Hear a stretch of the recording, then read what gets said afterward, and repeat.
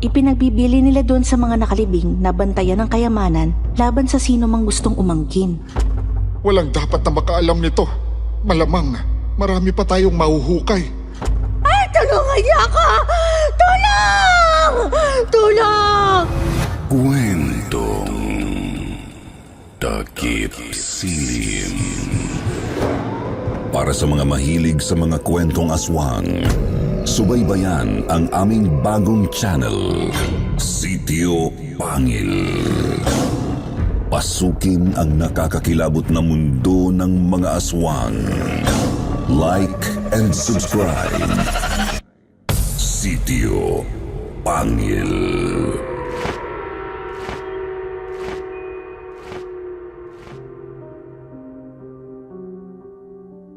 Magandang araw, Sir Jupiter.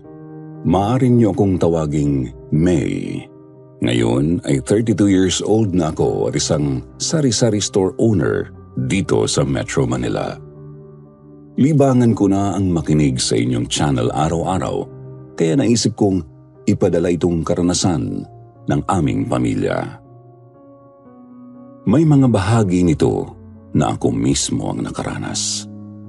Ang kalakhan naman ay kinuwento sa akin ni Lolo noong 18 years old pa lamang ako noong 2010. Siya naman ay 68 years old noon at fresh na fresh pa sa kanyang isip ang mga pangyayaring nagsimula noong 2004. Ang ibang bahagi ng kwento ay nagmula sa tatay kong si Ernie na naging saksi rin sa ilang pangyayari.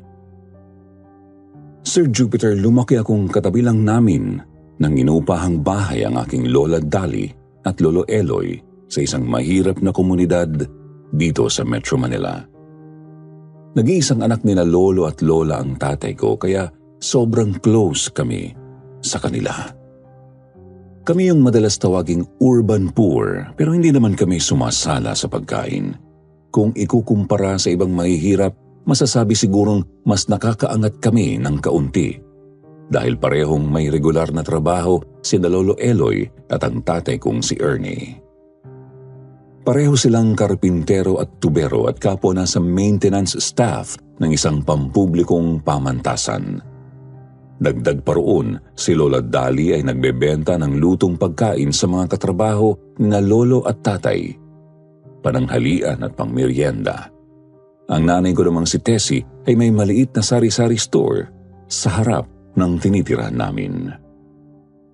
Tandang-tanda ko pa na parehong excited sina Lolo Eloy at Lolo Dali noong nagretiro si Lolo noong 2002.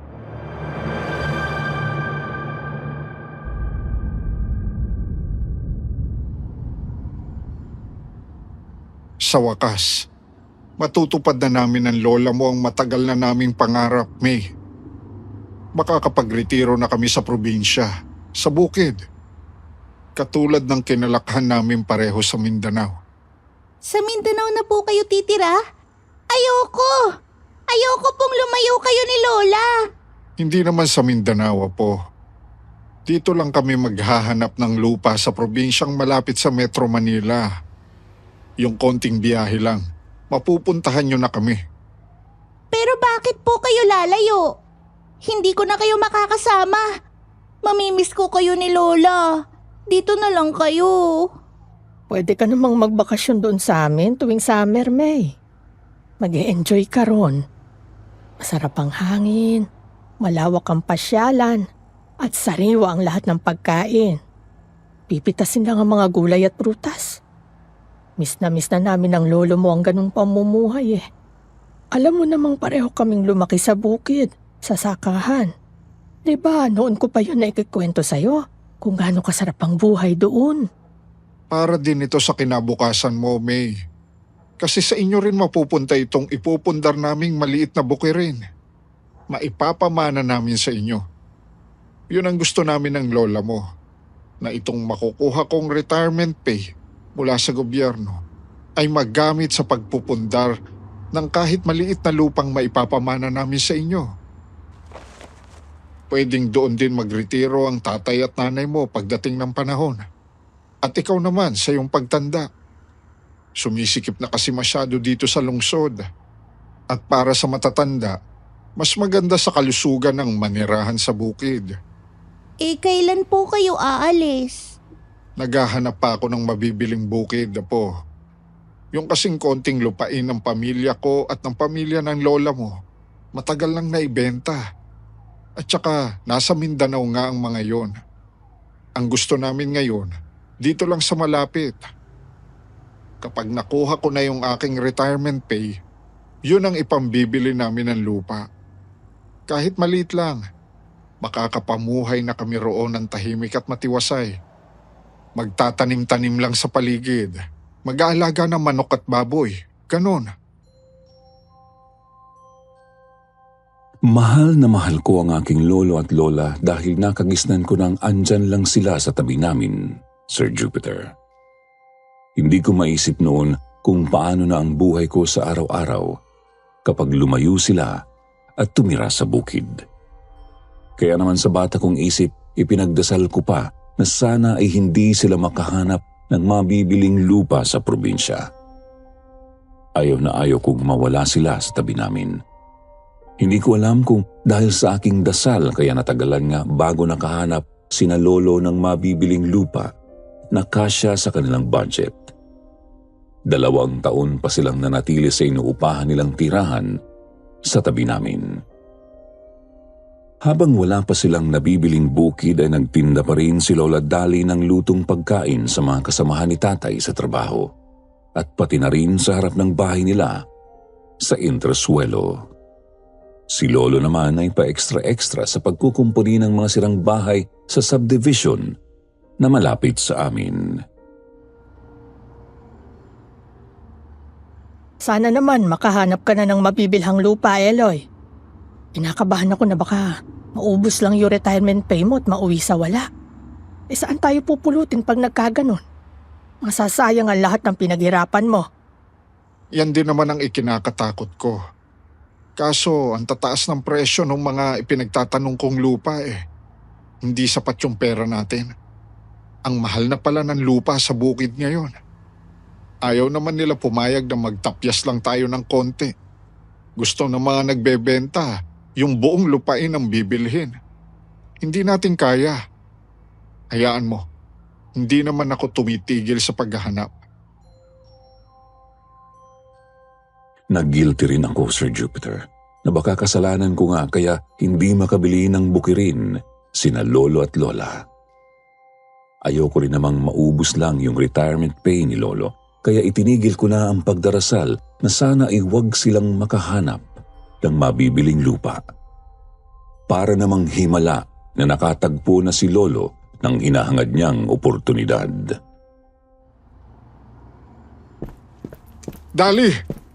Ito na! Matutupad na ang pangarap natin. Makakabili na tayo ng lupa. May nahanap na ako na kaya ng budget natin. Talaga? Saan? Malapit lang, sa Zambales. Ay, maganda nga ron. May mga malapit pang beach. Paano mo naman nahagilap yan? Yung isang kasabay kong nag-retire, si Bonnie, tinimbrihan ako. Kasi bibili rin siya. Kapareho rin natin yung pangarap nilang mag-asawa. At pareho kami na 2 taon nang walang mahanap na lupa.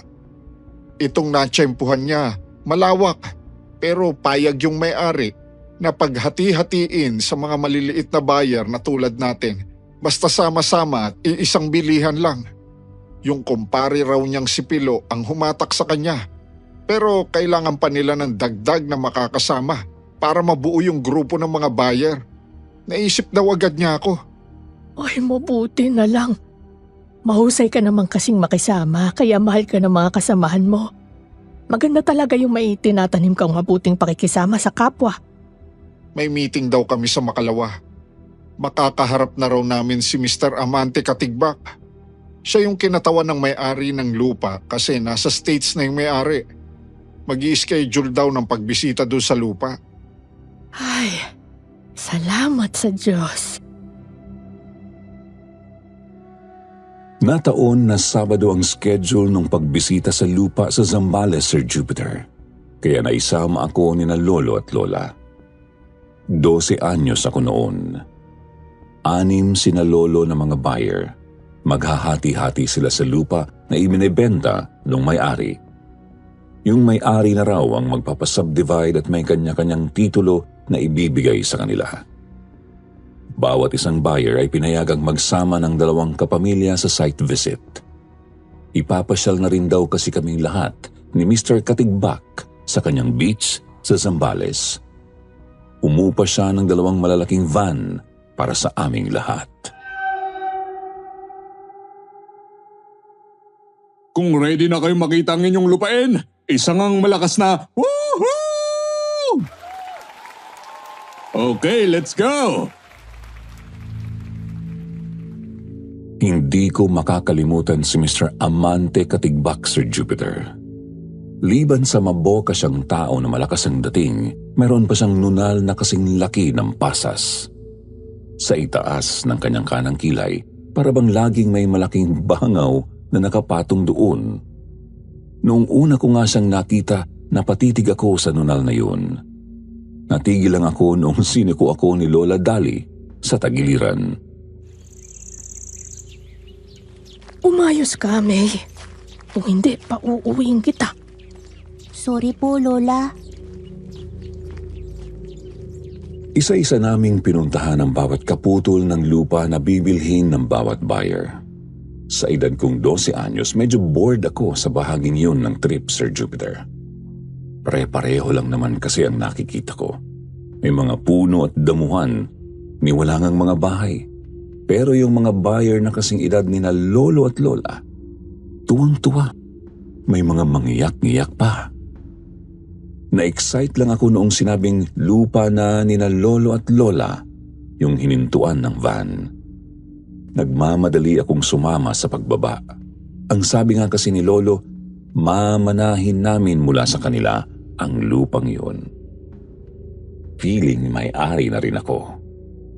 Napakalamig ng aircon sa loob ng van kaya inaasahan kong napakainit sa labas dahil tirik ang araw. Pero paglabas ng pinto ng van, nagulat ako na mas malamig pang hangin ang sumalubong sa akin, Sir Jupiter. Dagdag pa, biglang kumulimlim ang paligid. May lumatag na parang makapal na usok o alapaap ni hindi ko maaninag sina lolo at lola na nauna sa akin sa pag-ibis. Lolo? Lola? Asan kayo? Dahan-dahan akong naglakad. Hinahanap sila at yung iba pang mga kasamahan namin. Sa bandang unahan medyo panipis na yung ulap, kaya doon ako pumunta. Sementeryo? Oo, Sir Jupiter. Nagulat ako at kinalabutan dahil sa pagnipis ng mga ulap at ang nakita kong kinatatayuan ko ay isang sementeryo. Mukhang lumang-luma na ito dahil nabubulok na ang mga kahoy na krus na nakatayo sa bawat libingan. Mukhang sementeryo din yon ng mahihirap dahil walang sementadong nicho o lapida. Panay mga nabubulok na krus na kahoy lamang. Lalo akong napasigaw sa pagtawag sa aking lolo at lola. Lolo! Lola! Asan na kayo? Nagpalinga-linga ako, Sir Jupiter, pero wala talaga akong makitang tao. Wala sina lolo at lola at maging ang iba pa naming mga kasama. Nag-iisa ako. Lola! Lola!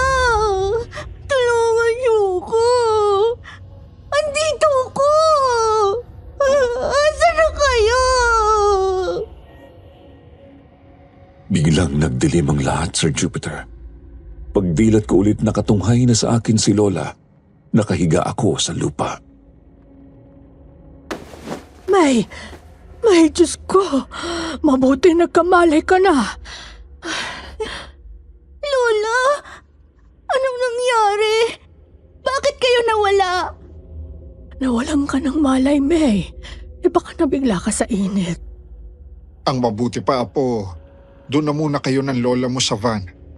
Ako na lang ang sasama kay Mr. Katigbak sa pag-iikot para tingnan yung lupa. Masyadong mainit, hindi mo kinaya. Pagdating sa van, ikinwento ko kay Lola ang lahat ng nakita ko, Sir Jupiter. Sobrang nakakatakot, Lola. At saka, bakit ganun? Hindi ko kayo makita sa paligid. Hindi ko rin kayo marinig. Kahit isa man lang sa inyo. At sa mga kasama natin. Yung sementeryo lang ang nakikita ko. At napakatahimik ng paligid, Lola. Lola, bakit nyo bibili nitong lupa kung sementeryo pala ito? May, wala namang sementeryo. At saka walang ulap sa paligid. Guni-guni mo lang yun nung nawalan ka ng malay. Nakakabasa mo yan ng horror stories eh. Panay ganyan tuloy ang laman ng imahinasyon mo. Kung sa bagay, totoo yung sinabi ni Lola na mahilig akong magbasa ng horror stories, Sir Jupiter. Usong-uso noong mga panahong yun ang mga librong tungkol sa Pinoy na ghost stories. Pinagpapasapasahan namin ito ng aking mga kaklase dahil laging bumibili yung isa naming classmate na medyo mas maalwan ang buhay. Pero hindi libre yung pagbabasa. Pinaparentahan niya yun sa amin. 5 piso lang naman kada overnight kapag bagong labas na libro. Mas mura kapag yung mga luma na. Kaya tinatapos ko talaga yung buong libro sa loob lang ng isang gabi. Paglabas mo ng van kanina, May, gumewang ka na agad. Papunta na nga ako sa'yo para alalayan ka eh.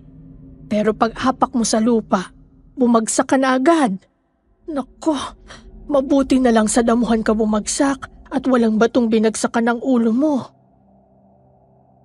Tumingin ako sa labas ng bintana ng van, Sir Jupiter. Wala ngang ipinagkaiba yung view sa mga nauna naming pinuntahang mga lupa. Wala ngayong nakita kong sementeryo. Takang-taka ako. Naisip ko baka nga tama si Lola. Baka parang panaginip lang yun o panandali ang bangungot habang wala akong malay. Binura ko na lamang iyon sa isip ko. Pagkatapos maikot ang 6 na putol ng lupa, dinala kaming lahat ni Mr. Amante Katigbak sa isang beach resort. Hindi na kainitan ng araw pagdating namin sa tabing dagat. Nagkasayahan ang lahat doon bago bumiyahe pauwi.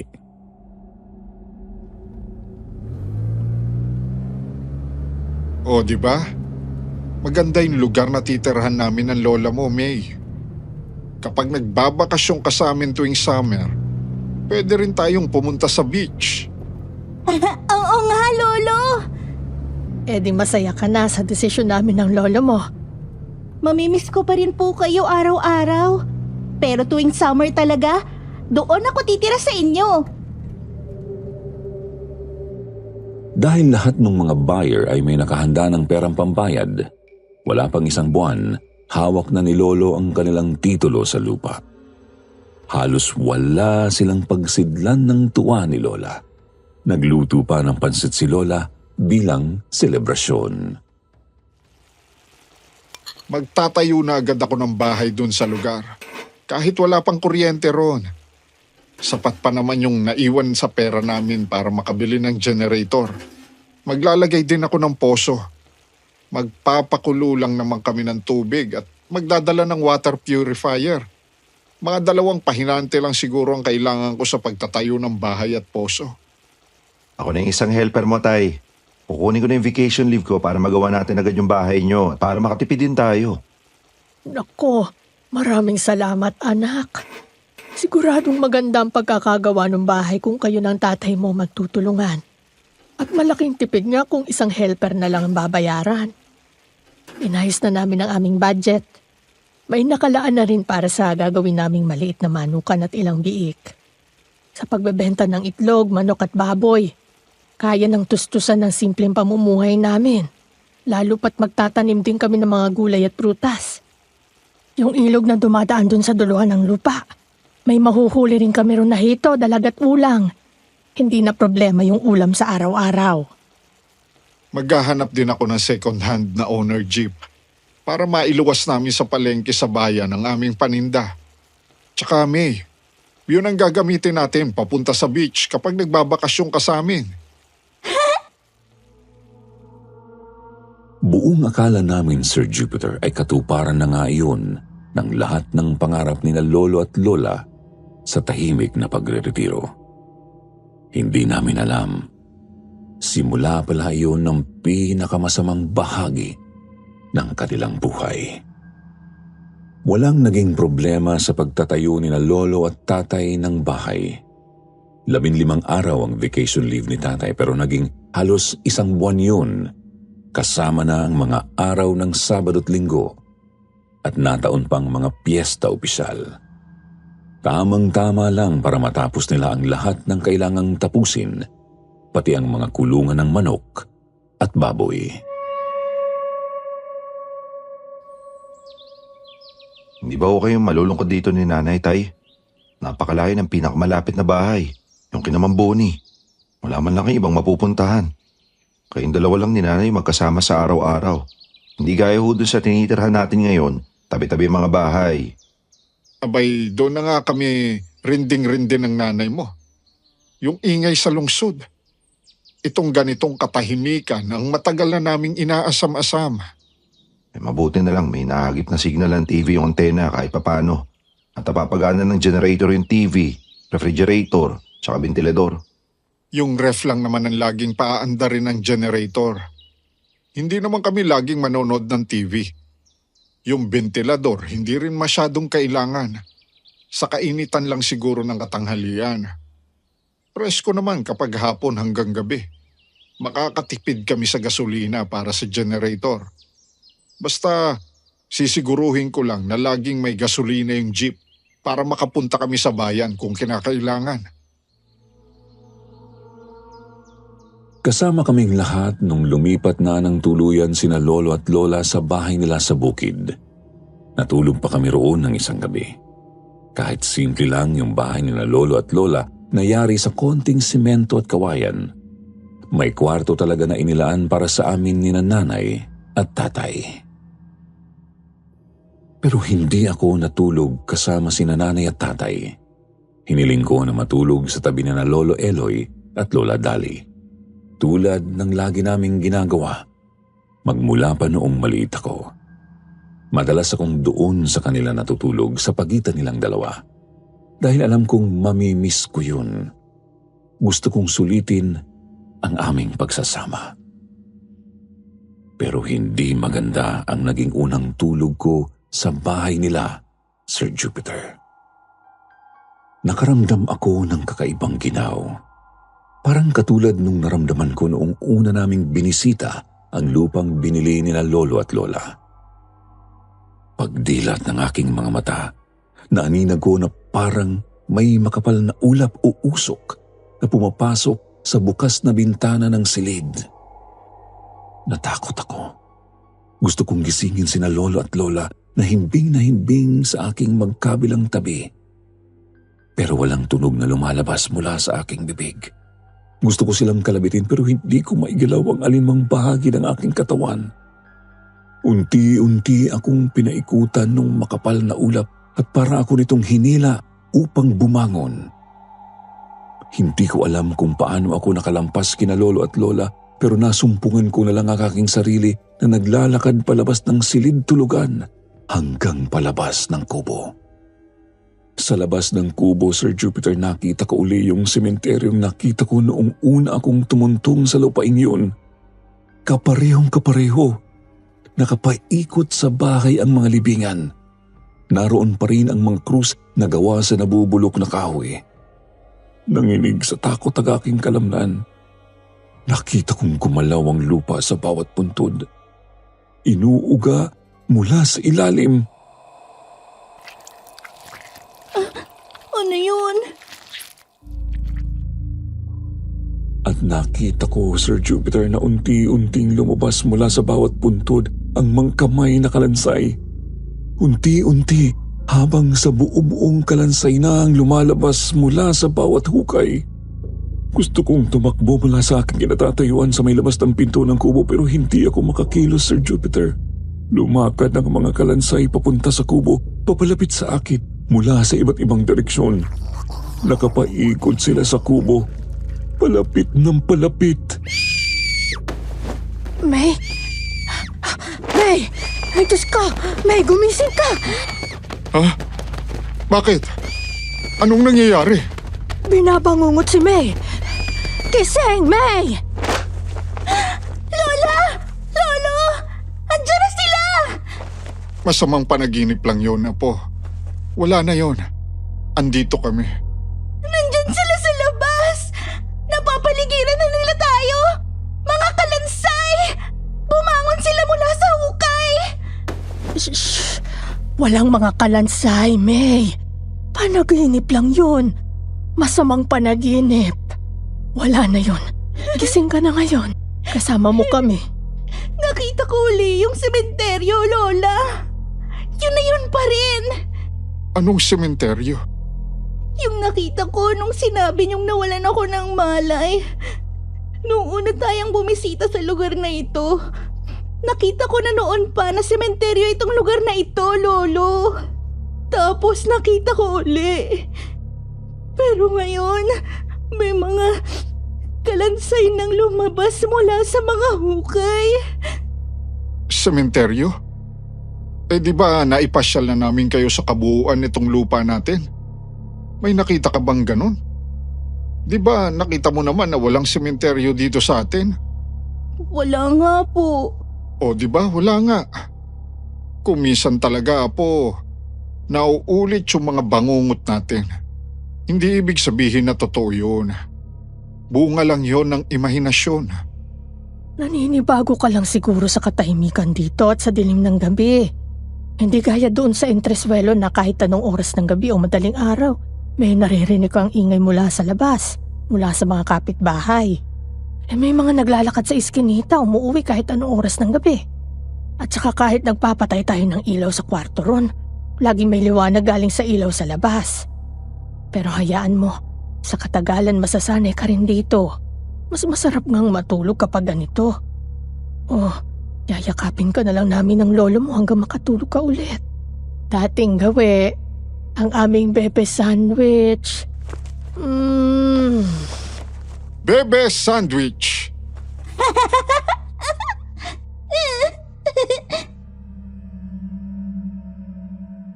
Umuwi na kami ni nanay at tatay sa lungsod, Sir Jupiter.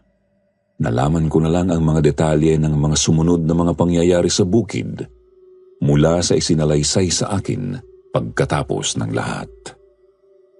Nagawa naman ni na Lolo Eloy at Lola Dali ang kanilang mga plano sa kanilang maliit na bukid. Nasimulan nila ang pag-aalaga ng manok at baboy at pagtatanim ng mga gulay at prutas. Palibhasa parehong batak ang katawan sa pagtatrabaho, hindi sila nahirapan sa ganoong buhay. Isa pa pareho silang ganoon ang nakalakhan. Swerte na may cellphone signal sa kinalalagyan nila kaya kahit papaano nakakapag-text sila ni tatay sa isa't isa. Kaya nababalitaan nila si tatay. Isang araw, hangos na pumunta sa kanila yung kaibigan ni Lolo Eloy na si Lolo Boni, yung kasabay niyang bumili ng lupa.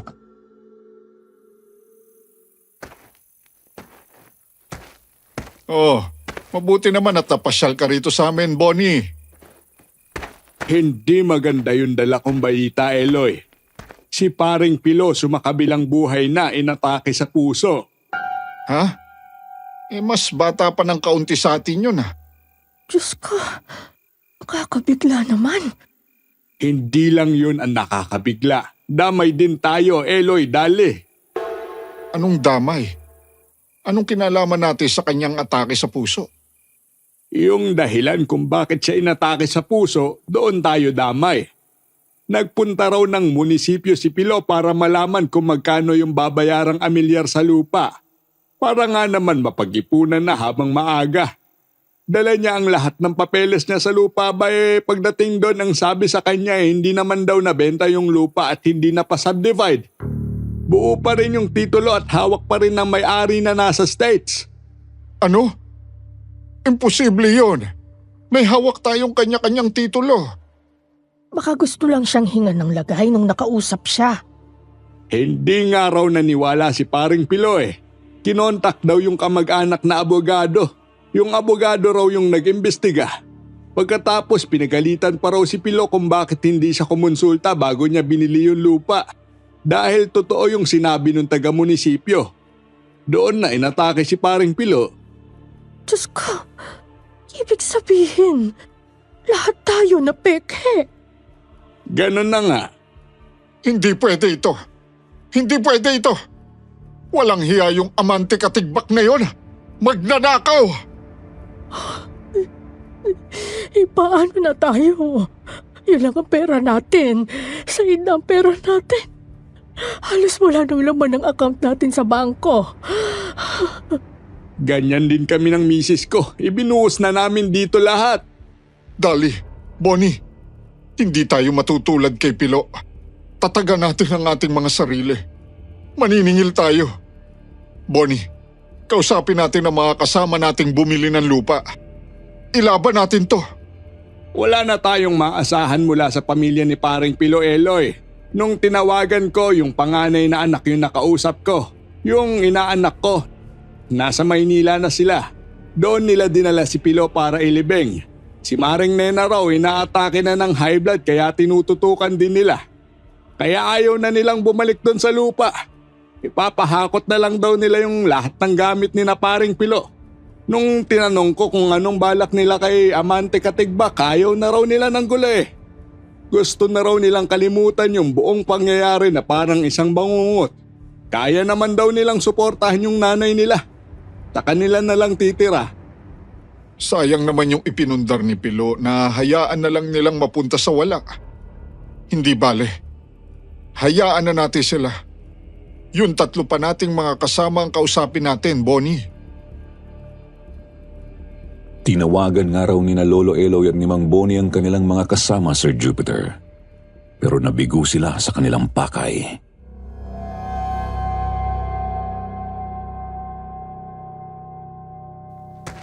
Eloy, nabalitaan na rin pala ni na Frank at Doming yung nangyari kay paring Pilo.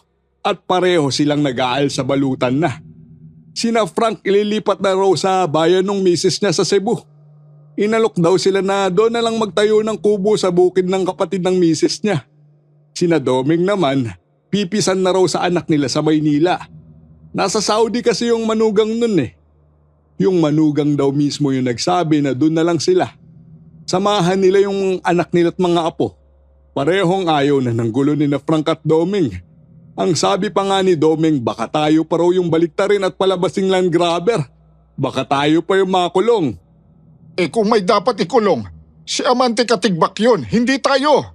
Biktima tayo rito. Ito nga rin si Bert, nung kinausap ko, ayaw din pumalag. Aalis na lang din dun sa lupa. Babalik din sa Maynila kahit walang-wala.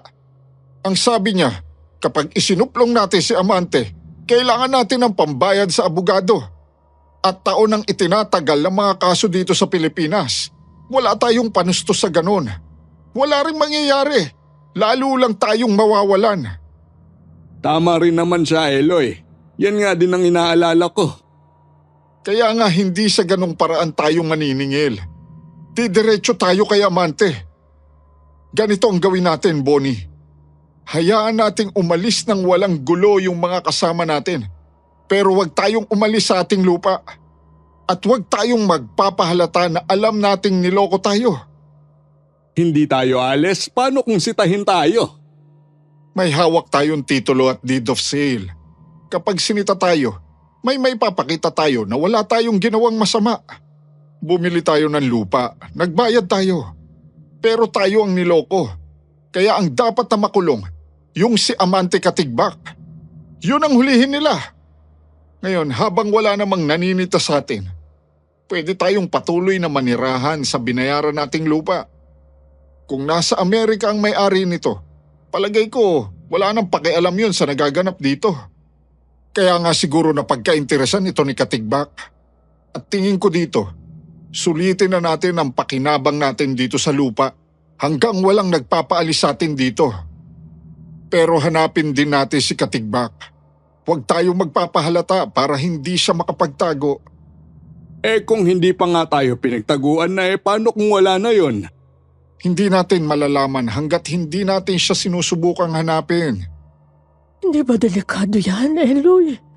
Huwag ka mag-alala. Mag-iingat kami.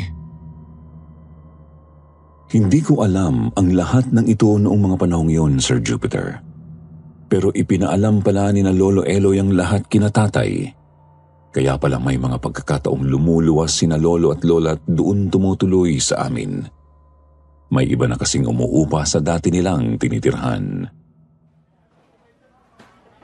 Yay! Andito uli kayo, Lolo, Lola! May aasikasuhin lang ang lolo mo. Ayoko namang maiwang mag-isa doon sa bukid. At saka, pagkakataon na rin para mabisita ka. Miss na kita, apo. Yun pala yung mga panahong hinanap ni na Lolo Eloy si Amante Katigbak, Sir Jupiter. Inabot rin daw ng halos 1 taon bago sila nakakuha ng impormasyon tungkol sa kinaroroonan nito. Kaya pabalik-balik sila sa amin. Nung minsan dahil nadikit ang pista opisyal sa weekend at 3 araw na libre si tatay sa trabaho, sumama siya kina Lolo at Mang Boni. Pero wala raw siyang alam sa totoong balak palang gawin nung dalawa kapag natagpuan nila si Amante Katigbak. Ako man hindi ko akalaing kinayang gawin ni na Lolo Eloy at Mang Boni iyon, Sir Jupiter. Nung gabing yun, inabangan nila si Amante Katigbak sa isang hindi mataong kalye.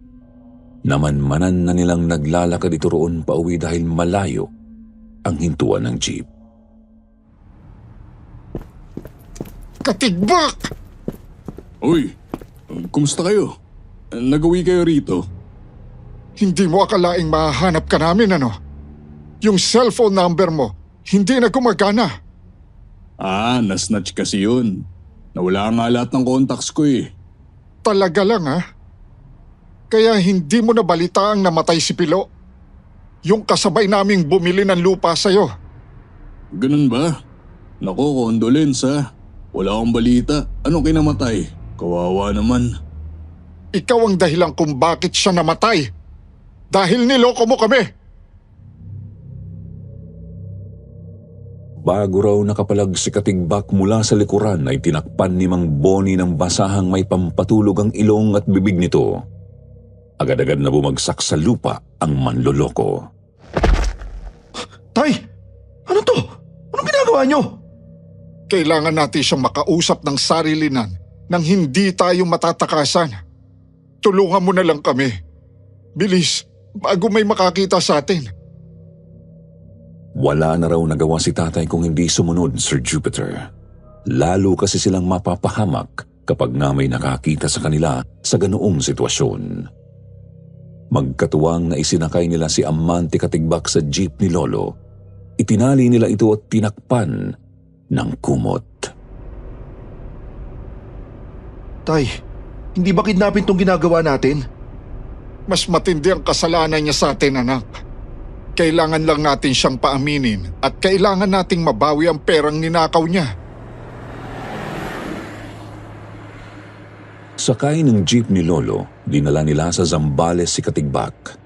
Naiwan sa amin si Lola Dali.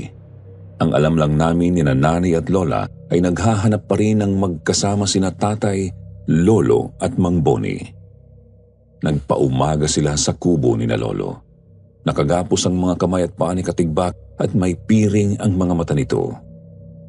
Napagkasunduan daw nila Lolo Eloy at Mang Boni na anuman ang kahantungan ng gagawin nila kay Amante Katigbak ay patas silang mananagot. Kaya kinaumagahan ay dinala nila ito sa mismong boundary ng kanilang mga biniling lupa. Magkadikit ang mga putol na lupa ni na Lolo at Mang Boni.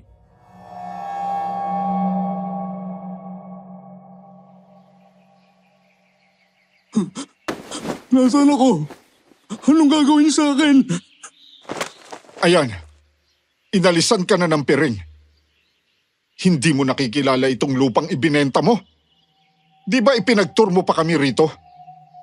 Huwag ka mag-alala, Katigbak. Hindi kami masamang tao na tulad mo. Gusto lang namin ang hustisya. Panay peke pala yung mga deed of sale at titulo na ibinigay mo sa amin. Ibigay mo ang perang ninakaw mo. Dugo at pawis namin yon. Hindi ko alam sinasabi nyo. Hahente lang ako ng lupa. Hanggang ngayon ba naman pagsisinungalingan mo pa kami? Abogadong kamag-anak na mismo ni paring Pilo ang nagkumpirma. Hindi binenta ng tunay na may-ari ang lupain ito. Ni hindi pinaghati-hati. Nilinlang mo kami. Isoli mo ang pera namin. May kumuha lang sa akin para ibenta yung lupa. Hindi ko naman alam na hindi sila yung totoong may-ari. Kung ganon, ituro mo sa amin kung sino yun. Pupuntahan natin. Wala na akong kontak sa kanila.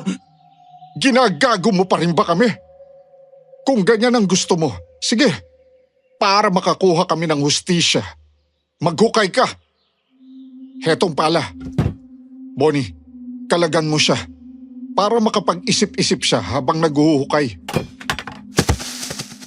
Tay, ano yan? Anong gagawin niyo sa kanya? Tay, iba na yan eh. Tatakutin lang natin, anak, para magsabi ng totoo. Matigas siya eh. Kapag maitim ang budhi, hindi basta-basta bibigay. Kailangan maisip niya na desidido tayo. O ayan, kinalagan na kita. Huwag mong iisiping tumakbo. Hindi ka makakalayo. Nakikita mo tong shotgun ko? Magaling akong tumarget ng ibon. Ikaw pa kaya hindi ko tatamaan? Nasa gitna ka ng bukid. Walang gubat dito na mapagtataguan mo. Maghukay ka na! Tay, paano kung magbatigas pa rin siya? Sinisira mo ang diskarte namin.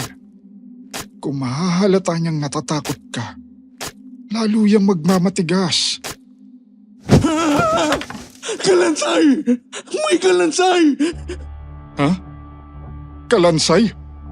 Ano yan, kalansay ng tao? Baka naman hayop. Ayoko na! Tulungan niyo ako! Iakyat niyo ako mula rito! Hinahawakan niyo pa ako! Ulol! Tatakutin mo pa kami? Sumabit lang yung paa mo sa kalansay, oh! Aba, mukhang ang kalansay ng tao. Hindi ito sa hayop, Eloy. Oo nga, Tay. Kalansay nga ng tao yan. Minamalas ka talaga, Katigbak. Masamang tao ka kasi. Sa lawak ba naman itong bukid, dito pa tayo na tiyempong maghukay kung saan may nakalibing palang tao. Bakit naman kaya napunta yan dito? Abutin niyo ako! Abutin niyo ako! Tulungan niyo ako makalis dito! Hinahatak niya ako! Napakaduwag naman pala nitong taong to. Oh, magsabi ka muna ng totoo, Katigbak. Bago ka namin ialis dyan.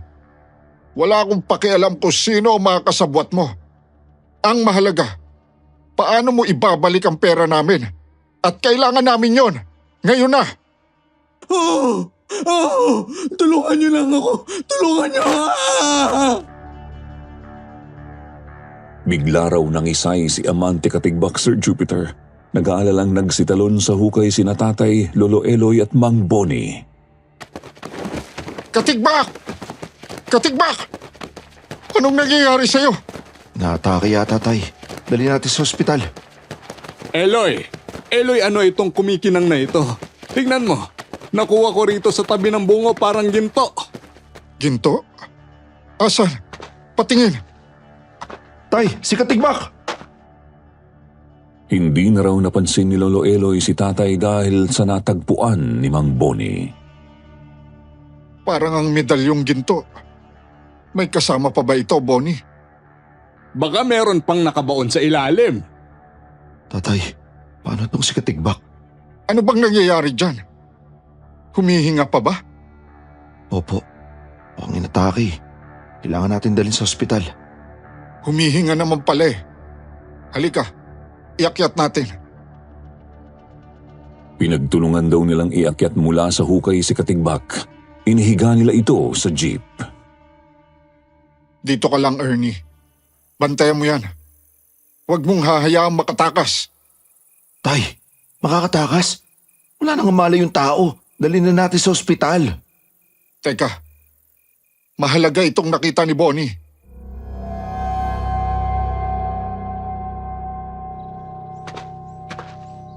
Isinalansan ko na muna dito sa gilid yung mga buto para makapaghukay ng mabuti. Ayun! Bonnie! Ayun oh! Meron pa! Oo nga, ginto! Bawing-bawi na tayo! Yayaman na tayo! 6 na pirasong medalyong ginto lang yung nakuha ni na Lolo Eloy at Mang Boni nung umagang yun, Sir Jupiter. Agad nilang pinaghatian. Walang dapat na makaalam nito. Malamang marami pa tayong mahuhukay. Pero tay, paano tong si Katigbak? Dalhin na natin sa ospital. Mahirap na. Baka narinig niyan tungkol sa ginto. Baka nga nagkukunwari lang yan na walang malay. Tandaan mo anak, masamang tao yan.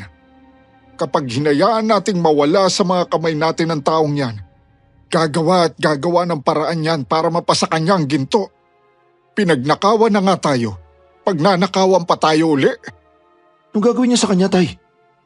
May hiwalay na kubo doon sa kabilang dulo ng bukid ko. Pahingahan ko sa tanghali. Doon muna natin siya ikadena.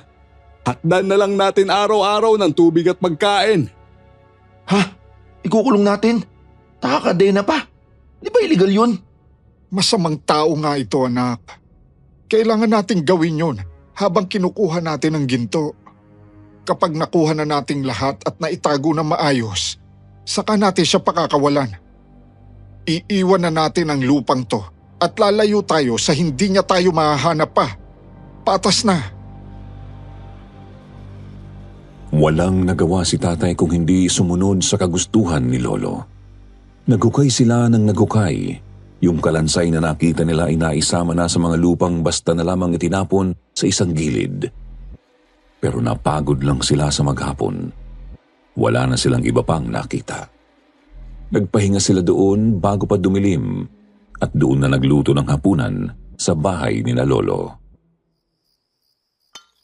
Galing akong Saudi dati kaya alam kong hindi Saudi gold o kahit ano pang modernong ginto itong nakuha natin. Sinauna to. Kaya kung sinauna yan, malamang talaga may kasama pa yan. Ituloy pa natin ang paghahanap. Baka mas malalim lang ang pagkakabaon. Tay, lumang kwento na yan gasgas na. Yung sinasabi na may nakabaon na Yamashitas treasure dito sa Zambales. Nagsimula lang naman yung kwentong yun dahil maraming nagtago rito ng mga sundalo nga po nung patapos na yung gera. Kung may usok, may apoy. Kaya nagkaroon ng ganong mga kwento ay dahil nga may pinagmulan. Ngayon may nakuha na tayong ilang piraso ng ginto. Alangan namang basta na lang natin talikuran to. Anak, baka nga kaya tayo pinadaan doon sa pagsubok na panloloko ay para ibigay sa atin ang biyayang ito. Oo nga, binigyan na tayo ng patikim. Nasa sa atin na kung magpupursige tayo. Sige, nasa sa inyo na ho yun. Pero kailangan ko na bumalik na Maynila sa trabaho ko. Magbus ka na lang anak ha? At sabihin mo sa nanay mo, doon na muna siya sa inyo habang hinahanap pa namin ni Bonnie si Katigbak. Mabuti nang wala siya rito at yun ang alam niya. Kami na ni Bonnie ang bahala rito. Yun nga ang sinabi sa amin ni tatay pag-uwi niya, Sir Jupiter. Pero kinagabihan, si Lola Dali naman ang binangungot sa tabi ko. Wag! Layuan mo ko!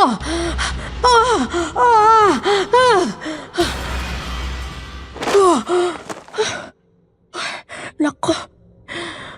Salamat at ginising mo ako, Apo. Ano bang napanaginipan ninyo, Lola? Takot na takot kayo. Para kayong may nilalabanan. Huwag mo nang itanong, Apo. Baka matakot ka lang. Samahan mo muna akong makainom ng tubig at matulog na tayo ulit. Kinabukasan, Sir Jupiter, habang naghahanda akong pumasok sa eskwela ay naghahanda naman si tatay na pumasok sa trabaho. Narinig namin nakausap ni Lola Dali yung kapitbahay naming si Aling Sol na bumibili ng sardinas at itlog sa tindahan ni nanay. Si Aling Sol ay kilalang manghuhula doon sa lugar namin bukod pa sa pagiging manghihilot at kumadrona. Naku, Sol. Ang sama ng panaginip ko kagabi. Sabihin mo nga sa akin kung anong ibig sabihin nun. Parang karugtong nung dating bangungot ni May eh. Karugtong nung bangungot ng apo nyo? Aba, hindi na basta bangungot lang yan kung magkapareho kayo ng nakita. Sige, ikwento nyo nga sa akin. Nakita ko yung bahay namin sa bukid, napapaligiran ng mga puntod. Pagkarami-raming puntod, pagkatapos, mula sa bawat puntod, may lumabas na kalansay. Sa simula, gumagapang sila. Pagkatapos, nagsitayo na sila. Nakapaligid sila sa bahay. Naglakad sila patungo sa bahay namin. Nag-iisa ako ron. Sumisigaw ako pero walang tunog na lumalabas mula sa aking bibig. Ganon-ganon din yung bangungot ni May nung natulog siya sa amin sa bukid. Pero mas malala itong bangungot ko, Sol. Sa panaginip ko, tuluyan silang nakapasok sa bahay. Yung isa sa kanila, sinakal ako. Ramdam na ramdam ko yung mabutong kamay na sakmal ang aking leeg. Hindi ako makahinga. Mabuti na lang, ginising ako ni May. Napakapit ako sa braso ni tatay sa aking narinig, Sir Jupiter. Nanlamig ako sa takot. Si tatay naman niyakap ako pero sinenyasan akong huwag mag-ingay para marinig pa namin ang susunod na sasabihin ni Aling Sol. Nako, masamang pangitain yun, Aling Dolly. Lalo pat dalawa na kayo ng apo mo na nanaginip ng ganun. Parang pinagbabantaan kayong dapat ninyong lisanin ng lugar na yun. Mukhang hindi magandang enerhiya sa nabili ninyong bukid. Naman, Sol. Alam mo namang doon na namin inilagay ang lahat ng meron kami ni Eloy. Paano namin iiwanan yon? Yung bukid na lang ang tanging kayamanan namin ngayon. Gaano man yung kasimple. Pag-isipan nyo rin ang mabuti ha, Aling Dolly. Kasi, alam nyo kung minsan, ang mga lupa may mga tinatawag na bantay. Hindi mga taong bantay ha, mga kaluluwa. Kapag ayaw nila na may manirahan doon, gumagawa sila ng paraan para paalisin. Baka yung mga sinaunang may-ari ng lupang iyan, may inilibing dyan na mga tagapagbantay ng lupa para paalisin ang sino mang ayaw nilang manirahan dyan. Ganyan nga rin daw ang ginagawa ng mga nagbabaon ng ginto at iba pang kayamanan. Ibinabaon nila sa ilalim ng libingan ng kanilang mga kapamilya o katiwala. Ipinagbibili nila doon sa mga nakalibing na bantayan ng kayamanan laban sa sino mang gustong umangkin. Ibig mong sabihin, pinapaalis kami sa lupang yon. Binayaran namin yun eh. Doon nga naubos ang retirement plan ni Eloy. Di ibenta nyo yung lupang yan. Pagkatapos, sa ibang lugar na kayo maghanap ng kapalit. Basta sinasabi ko sa inyo, hindi maganda yung nakuha niyong lupa.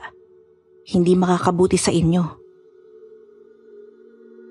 Hindi nalaman ni Lola na narinig namin ang pag-uusap nila ni Aling Sol.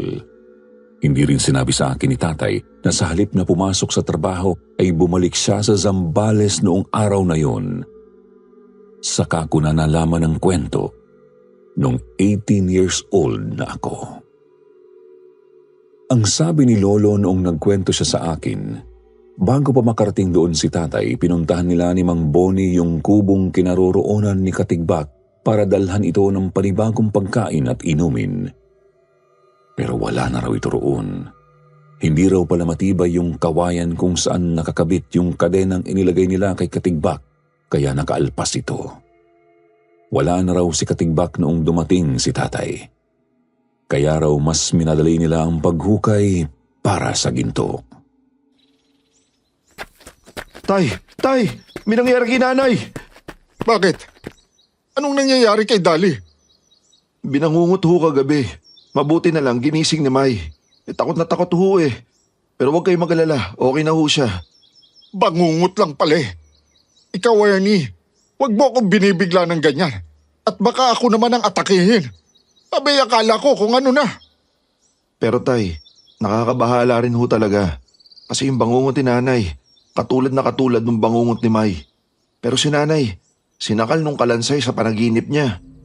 May sinabi pa si Aling Sol, Na minsan daw kapag may ibinabawang kayamanan, talagang inilalagay sa ilalim ng libingan at yung nakalibing ang bantay laban sa mga gustong umangkin ng kayamanan. Kalokohan. O ikaw ha? May binanggit ka ba tungkol sa ginto? Wala po. Kahit kinanay, wala ho akong binabanggit.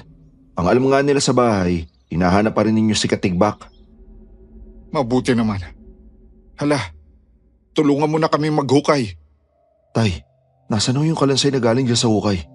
Lipat ho muna natin ng libingan. Nako, natabunan na riyan sa tabi ng mga lupang galing din dito sa hukay. Hayaan mo na. Para na rin siyang nakalibing dyan. Ang mahalaga, mahanap na natin yung ginto. Halika na. Umuwi rin si tatay ng gabing yun na parang galing lang siya sa trabaho. Pero tuwing araw ng Sabado at Linggo, nagpapaalam siya sa amin na sasamahan niya sina Lolo Eloy at Mang Boni sa paghahanap kay Amante Katigbak. Hindi namin alam na sa mga pagkakataong yun ay umuwi siya sa Zambales para tumulong sa paghukay para maghanap ng ginto. Hindi na lamang daw iisang hukay ang ginawa nila. Nagbaka sakali na rin silang humukay sa mga katabing lugar sakaling doon ay may nakalibing na ginto. Ang alam din daw ng asawa ni Mang Boni ay kasama ito ni Lolo Eloy na naghahanap kay Katigbak. Naiwan sa kanilang kubo sa bukid si Aling Rosing kasama ng anak nilang dalaga na ang pag-iisip ay tulad ng sa 5 taong gulang na bata. Yung isa pa nilang anak ay pamilyado na at sa Maynila naninirahan. Isang araw ng Biyernes, 5:00 ng umaga, tumawag sa cellphone ni tatay si Lolo Eloy. Binangungot raw si Mang Boni at tumigil sa paghinga kahit ginigising ni Lolo. Isinakay daw ito ni Lolo sa jeep niya at dinala sa ospital sa bayan, pero dead on arrival.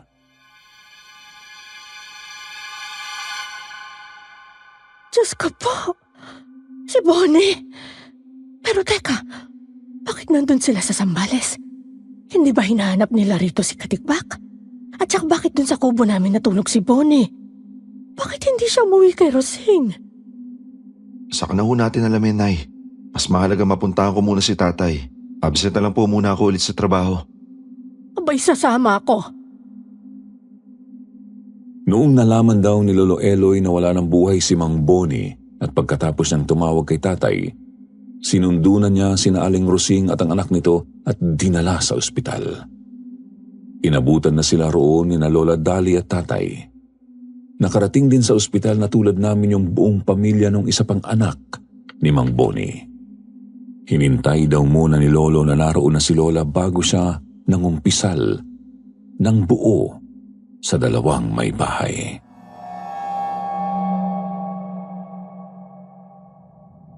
Patawarin niyo kami ni Bonnie na nagsinungaling kami sa inyo. Ginawa lang namin ang lahat ng ito para sa kinabukasan ng aming mga pamilya.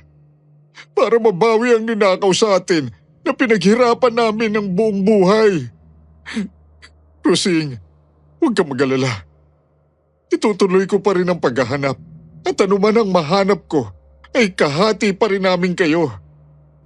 Heto nga pala yung 3 medalyong ginto na parte ni Bonnie sa nahukay naming 6 na medalyon. Aalis na kami doon sa bukid. Kinukuha na kami ng anak kong naninirahan sa Maynila. Eloy, ang maipapayo ko sa'yo, tigilan mo na yan. Manahimik ka na rin sa piling ni Dahlia at ng pamilya ninyo. Matatanda na tayo. Gaano na lang ba ang kailangan natin para mabuhay? Yun din daw ang pinakiusap ni na Lola Dali at tatay kay Lolo Eloy nang makauwi sila sa kubo. Pero hindi matinag si Lolo. Dali, alam ko na yung tungkol sa bangungot mo. Naikwento sa akin ni Ernie. Huwag kang matakot doon. Huwag kang maniwala kay Sol. Kalukuhan yung mga sinasabi niya. Naikwento sa iyo ng apo natin yung panaginip niya, kaya nasa memorya mo yon. Kaya mo rin napapanaginipan at dinugtungan pa ng imahinasyon mo. Ganun lang yon. Ito namang nangyari kay Bonnie. Hiwalay to. May mga namamatay talaga sa bangungot. Marami. Walang kinalaman ito sa ginagawa namin. Kailangan kong mabawi yung perang ibinayad natin sa lupang ito. Ang tanging paraan na lang ngayon ay sa pamamagitan nitong gintong nakabaon dito sa lupang to. Pangako, kapag nakuha na natin yun, lalayo na tayo. Doon sa malayong malayo. Pero tay, nakukonsensya ako doon sa natagpuan nating kalansay. Kailangan hanapin natin yun doon sa mga umpok ng lupa at ilibing natin ng may dignidad. Isipin nyo na lang kung nagkataong kamag-anak natin yung nakalibing doon. Hindi ba ayaw din nating mabarubal na lang yung kanyang mga labi? Kahit ayaw na raw sanang mag-aksaya pa ng oras si Lolo Eloy, hindi ito tinantanan ni tatay hanggang pumayag. Pinuntahan nila yung unang bunton ng lupa mula sa kauna-unahang hukay na ginawa nila. Maingat nilang hinanap mula roon ang kalansay. Pero wala silang nahanap. Bakit wala rito? Tay, sigurado ba kayo na hindi nyo nailipat sa ibang lugar? Hindi na nga namin pinagkaabalahan pa yun eh. Basta inalis na namin sa hukay para hindi makaistorbo. Initsa lang namin dito sa kung saan din namin initsa yung pinapala naming lupa mula sa hukay. Kaya dapat andito lang yun. Natabunan lang. O baka naman nakuha ng aso. Hindi na raw nahanap ni na tatay at Lolo Eloy yung kalansay, Sir Jupiter. Wala rin silang maapuhap na paliwanag sa misteryo ng nawawalang kalansay.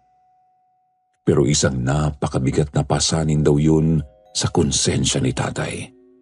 Isinasama na lang daw niya palagi sa kanyang pagdarasal ang sino mang kaluluwang nagmamay-ari ng butong yun. Kasabay ng pagiging ng tawad sa pagkakaistorbo nila sa pinaglibingan nito. Doon na uli tumira si Lola Dali sa bukid kasama ni Lolo Eloy. Wala pa rin akong kaalam-alam noong mga panahong yun sa mga nangyayari. Dahil ayaw paawat ni Lolo na pilitan si tatay na patuloy na tumulong sa kanya sa paghuhukay tuwing araw ng Sabado at Linggo. Habang naghuhukay daw sina tatay at Lolo Eloy, hinahatdan sila ng pagkain ni Lola Dali. Isang tanghali, narinig na lang ni na tatay at lolo ang tili ni Lola.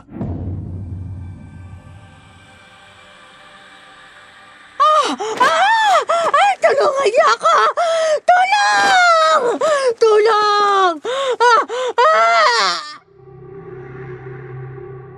Nagkukumahog na hinanap ni na tatay at Lolo Eloy si Lola batay sa pinagmulan ng kanyang mga sigaw. Nakita nila siya sa kauna-unahang hukay na ginawa nila. Yung kung saan nila unang nakita, yung kalansay. Nakahiga si Lola Dali, mulagat sa takot ang mga mata, nakayakap sa kanya yung nawawalang kalansay. Dali! Nay! Nay! Tay, bakit nandito yung kalansay? Tumalon sila sa hukay para saklolohan si Lola pero wala na itong buhay. Nahirapan din silang alisin yung kalansay sa pagkakayakap kay Lola. Pagkahigpit-higpit daw noon. Ang mas nakakapagtaka pa ay buong-buo uli yung kalansay samantalang alam nilang nagkalasog-lasog na yun noong ginalaw nila noong una nilang natagpuan. Muling naiwan yung kalansay sa hukay noong iniahon nila si Lola at dinala sa ospital. Alam na nila ang sasabihin sa emergency room.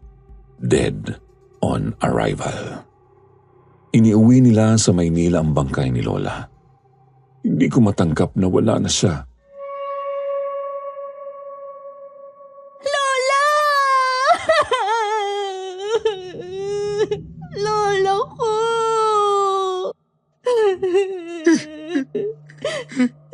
Dali! Bakit mo ko iniwan? Hindi ko kaya.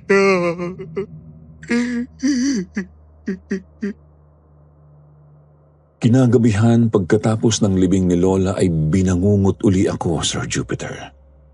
Nakita ko uli yung bahay nila sa bukid. Nakita ko si Lola na sinasakal ng isang kalansay. Tumakbo ako papunta sa kanya para saklolohan siya. Pero paglapit ko, binitiwan siya ng kalansay at ako naman ang binalingan. Sinakmal ako nito sa leeg. May? Ano nangyayari sa'yo? Gising, anak! Gising! Mabuti na lang at doon ako natulog sa tabi ni nanay at tatay noong gabing yun, Sir Jupiter. Itinabi nila ako dahil iyak pa rin ako ng iyak. Pagkagising, ikinuwento ko ang aking napanaginipan. Dahil pala roon, kaya agad na bumalik sa Zambales sina tatay at Lolo Eloy ng sumunod na araw. Hinanap daw nila yung kalansay para ilibing, pero hindi na nila uli nakita. Kinumbinsi ni tatay si Lolo na sumangguni kay Aling Sol.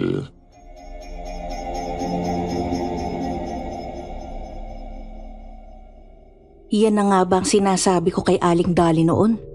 Babala na yung mga bangungot nila ni May. Ngayong binabangungot uli si May, baka ang ibig sabihin nito, siya naman ang isusunod. Kaya nga gusto kong ilibing yung kalansay pero nawala uli. Anong pwede namin gawin? Kailangan natin protektahan si May. Kailangang putulin ninyo ng lubos ang anumang koneksyon ninyo sa lugar na yon. Huwag kayong magdala rito ng kahit na anong may kinalaman doon. Sunugin niyo lahat doon. Pagkatapos, pabasbasan niyo yung lugar. Sinunod yun ni na tatay at Lolo Eloy, Sir Jupiter. Yung 3 medalyong ginto na nakuha nila roon ay inilibing nila uli kung saan nila ito natagpuan. Yung mga alagang hayop nila Lolo ay ibinenta nilang lahat sa palengke. Yung kubo at lahat ng laman nito ay sinunog nila. Pagbalik nila sa Maynila, pati yung jeep ni Lolo Eloy ay pinagbili niya. Sa amin na tumira si Lolo. Naging tahimik siya at malungkutin. Naunawaan ko naman dahil ramdam ko rin yung lungkot ng pagkawala ni Lola. Noong taong 2010, 18 years old na ako. 4 na taon makalipas ang pagkamatay ni Lola. Nasumpungan ko si Lolo na tahimik na umiiyak sa araw ng kanyang death anniversary. Hinimas-himas ko siya sa likod. Lo, tama na po. Makakasama yan sa inyo. Alam kong miss na natin si Lola. Pero I'm sure masayang-masaya siya dahil minahal niyo siya ng buong buo. Kasalanan ko kaya namatay siya. Inatake po si Lola. Walang may kasalanan sa nangyari. Nasa edad ka na, Apo. Panahon na para malaman mo ang totoong nangyari. Hindi namin to sinabi sa'yo noon kasi napakabata mo pa. Ayaw namin magkaroon ka ng trauma. At doon nga ikinuwento sa akin ni Lolo ang lahat ng isinalaysay ko sa inyo, Sir Jupiter. Hindi ako halos makapaniwala sa aking mga narinig. Diyos ko! Halos nagkatotoo pala yung mga bangungot ko. Patawarin mo ako, Apo. Ako ang nagdala ng kamalasan na trahedyang yun sa buhay ng pamilya natin. Lagi namang yung kapakanan namin ang iniisip nyo, Lo. Lahat naman yun ginawa nyo para sa amin. Kung sana ay nakontento na lang ako sa buhay namin dito. Sa tabi ninyo. Wala akong nagawa kundi yakapin at aluin na lamang si Lolo, Sir Jupiter. 2 taon makalipas noon, 2012, kasama namin si Lolo sa mall. Ginagawa namin yun kapag may konting extra para malibang din siya. Oktubre yun, hindi naman namin naisip na magkakaroon ng masamang epekto kay Lolo ang buwan na yun. Papasok kami sa isang kainan nang biglang natigilan si Lolo. Humawak sa dibdib at bumagsak sa sahig. Agad kaming tinulungan ng security guard at tumawag ito ng emergency response. Habang inilalagay sa stretcher si Lolo, nakita ko ang maaaring nakaapekto sa kanya.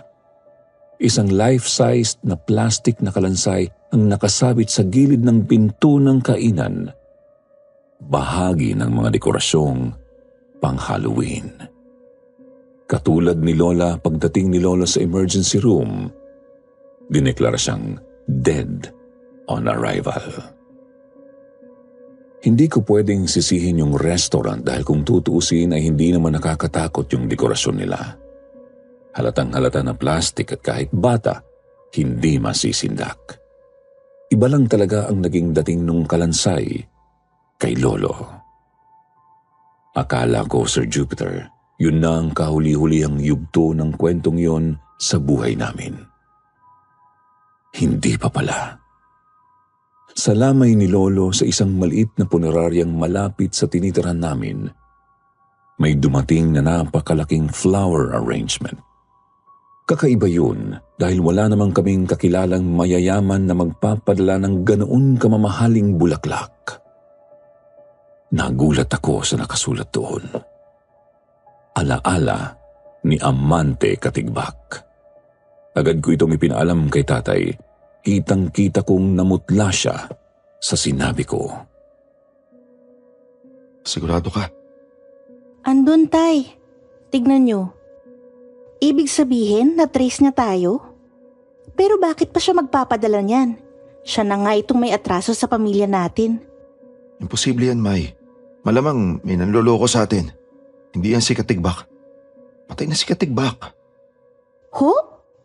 Eh di ba nakatakas siya kina Lolo? Paano nyo nalaman na patay na siya? Nabalitaan nyo ba? Doon ko nalaman na hindi pa pala buong katotohanan yung ikinuwento sa akin ni Lolo, Sir Jupiter. Nagtapat sa akin si tatay. Hindi siya nakatakas, May.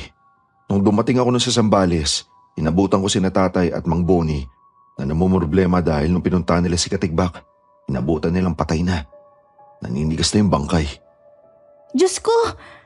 Sinong pumatay? Anduda ko inatake siya dahil sa sobrang takot nung nakita niya yung kalansay sa hukay. Pero alam po, boy pa siya nung iniwan nung nakakadena dun sa kubo ni Mang Boni. Pinusuan ko pa ulit siya eh. Malamang inatake siya ulit nung wala na kami at natuluyan na. Anong ginawa nyo? Nagdesisyon sina tatay at Mang Boni na ilibing siya sa tabi ng kubo. Wala naman daw nakakaalam. Kung ipagbibigay alam pa raw namin sa kinahukulan, kami pa ang makukulong, samantalang kami na nga ang nadehado. Oh my God! So kung kayo lang ang nakakaalam sa nangyari, sino itong magpapadala ng bulaklak sa pangalan niya?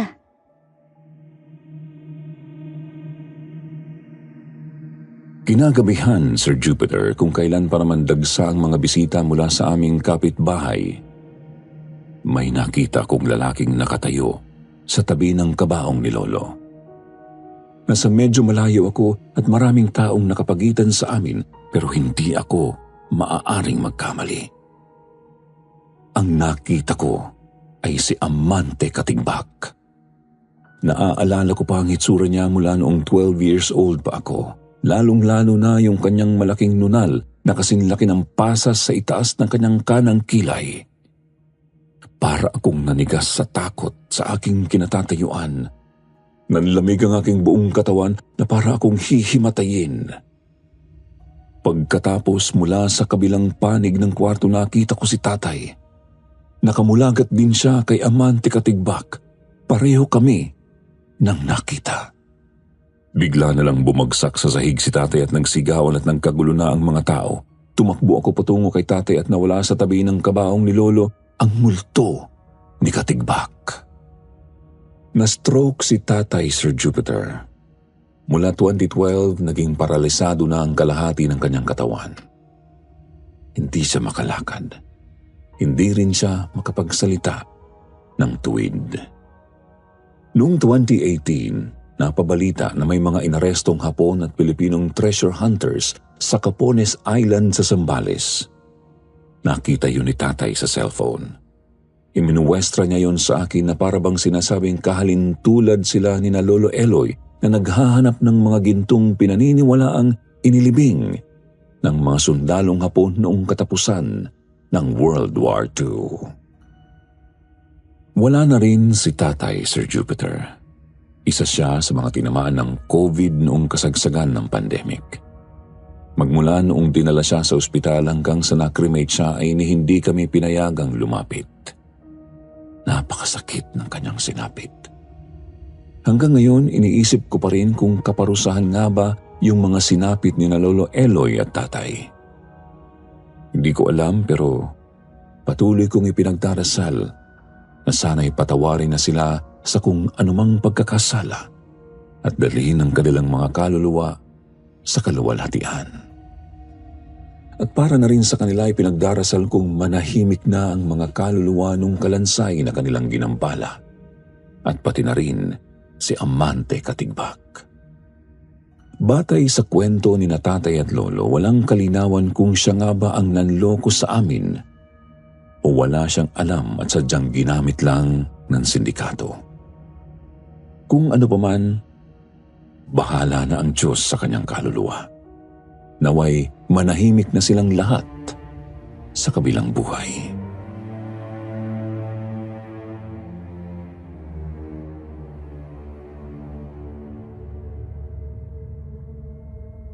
Magandang araw po sa inyong lahat. Lalo na po sa mahusay na team na bumubuo sa channel na Kwentong Takipsilim. Tawagin niyo na lang po ako bilang Trish. Hindi totoong pangalan. Isang real estate agent from Manila. To be honest, kahapon lang po talaga ako nagsimulang makinig ng mga kwento dito sa inyong channel mula nang i-introduce sa akin ng best friend kong si Riz ang isa sa mga content nyo. At aaminin ko, Sir Jupiter, talagang na-impress ako sa ganda ng quality ng mga kwentong inilalabas dito. Kaya nga heto po at naisipan ko ring mag-email sa inyo ng sarili kong karanasang sana po ay magsilbing aral sa mga makikinig ng aking kwento. 4 years ago na po mula nang mangyari ito sa akin. But until now, sa tuwing naaalala ko ito, pakiramdam ko ay parang kahapon lang naganap ang lahat. It was year 2019. Nagkaroon kami ng bagong kasamahan sa pinagtatrabahuan naming real estate company. Kung saan isa po ako sa napipisil noong pumalit sa magre-retire na naming manager na si Mrs. Aguilar. I was one of the best agent that time. Kaya hindi na rin naman po nagtaka ang mga kasamahan ko nang sabihin yun mismo sa amin ni Mrs. Aguilar. Although hindi pa yun official that time, alam ko sa sarili ko na sa akin na nga mapupunta ang inaasam kong promotion. Hanggang sa bigla na lang dumating ang probinsyanang nagngangalang Clarissa na sumira ng lahat ng inaasahan kong mangyari.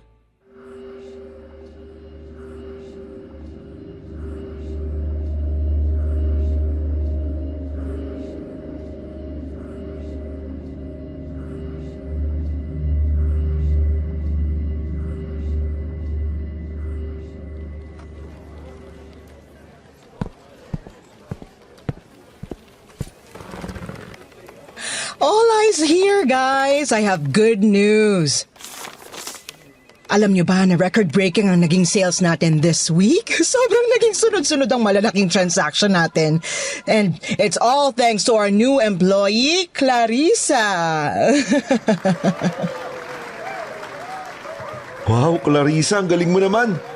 Mukhang may tatalo na yata sa pambato natin si Trisha.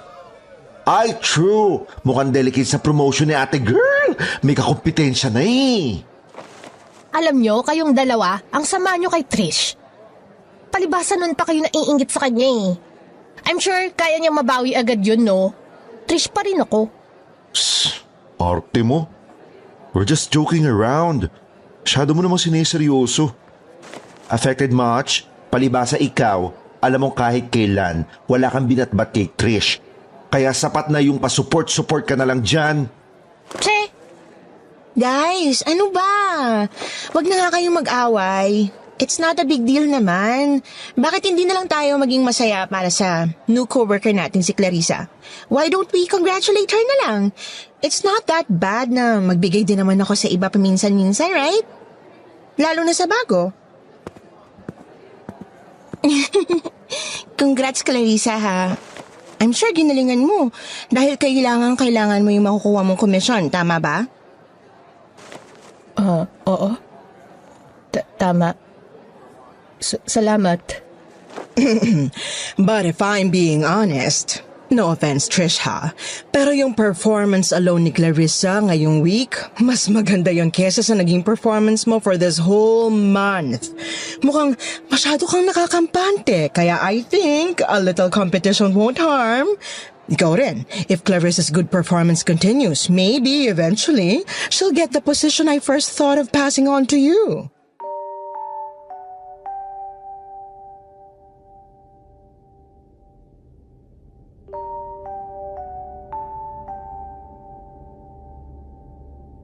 Instantly, uminit agad ang dugo ko kay Clarissa dahil po doon. Pinilit ko na lang yung itago sa mga ngiti ko kahit na ang totoo. Halos umusok na ang ilong ko sa sobrang ngit-ngit at pagkapahiyang nararamdaman ko ng mga sandaling yun. Yung ilang taong reputasyong pinaghirapan kong buuin sa trabaho, parang bigla na lang nawala at nasayang dahil lang sa pagdating ng isang manang-looking, baduy at malansang probinsyanang yun. Maldita na ako simula pagkabata pero dahil doon, Sir Jupiter, nagsimula akong makagawa ng mga bagay na hindi ko akalaing magagawa ko sa ibang taong wala namang direktang kasalanan sa akin.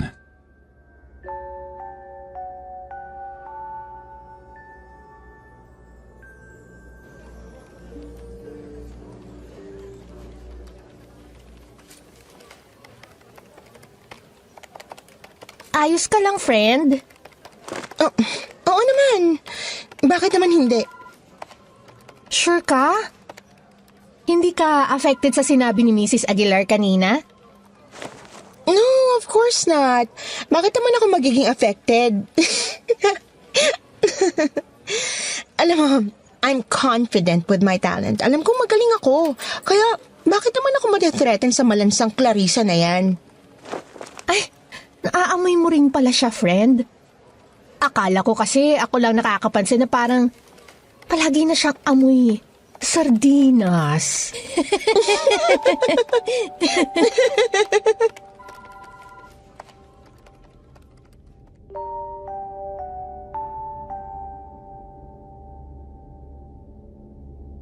Si Antoinette.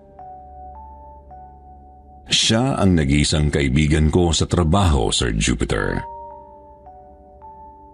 Halos lahat po kasi ng mga kasamahan ko noon ay alam kong may tinatagong inggit sa akin. Dahil nga nung wala pa si Clarissa, ay wala ni isa man sa kanila ang makatalo sa akin o kahit ang makapantay man lang sa galing ko. Although hindi ko rin naman sila gustong maging kaibigan dahil ang tingin ko nga po noon sa lahat ng tao sa paligid ko ay kakumpetensya. Well, maliban na nga lang talaga kay Antoinette. Hindi naman kasi siya isang threat sa akin. May pagka-slow kasi si Antoinette. Kaya nga sa lahat ay siya lang ang kinaibigan ko. Kasundo ko siya sa lahat ng bagay dahil hindi siya kahit kailan kumontra sa akin. May mga sikreto rin ako na alam niya at higit sa lahat, siya ang naging katulong at kasabwat ko sa mga tsismisan at pang-aapi namin noon kay Clarissa.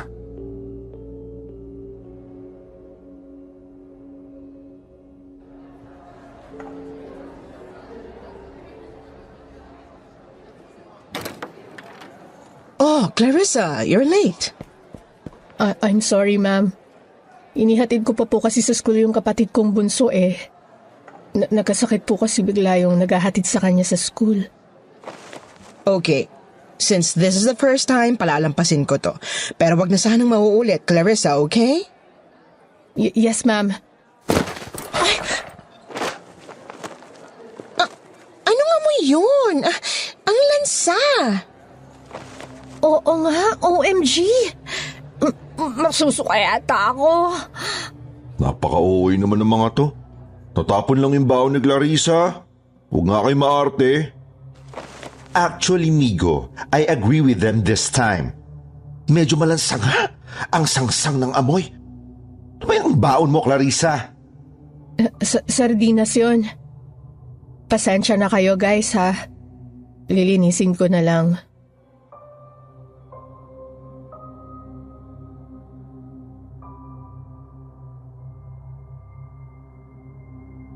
Halos araw-araw yata mula noon, Sir Jupiter, ay naging routine na namin ni Antoinette na pasaringan si Clarissa tungkol sa malansang amoy ng halos araw-araw na rin yata niyang baong sardinas. Hindi ko talaga alam noon kung bakit ganun palagi ang kinakain niya. Malaki naman ang nakukuha niyang komisyon. Dahil palagi naman siyang nakakabenta ng condo unit. Kaya nga puring-puri siya ni Mrs. Aguilar. Habang ako ay palagi na lang nasisita sa performance ko na mula nang dumating si Clarissa ay lalo ko pang napabayaan. Dahil mas nagpo-focus na ako noon sa pang-aapi sa kanya nang hindi ko namamalayan. Ginawa naman ni Clarissa ang lahat para lang iwasan kami ni Antoinette at makapag-focus siya sa trabaho. Pero talagang hindi po namin siya tinigilan ng mga panahong yun hanggang dumating ang araw na pinakahihintay namin. Ang araw na tuluyan na nga siyang napikon at kusang umalis sa trabaho.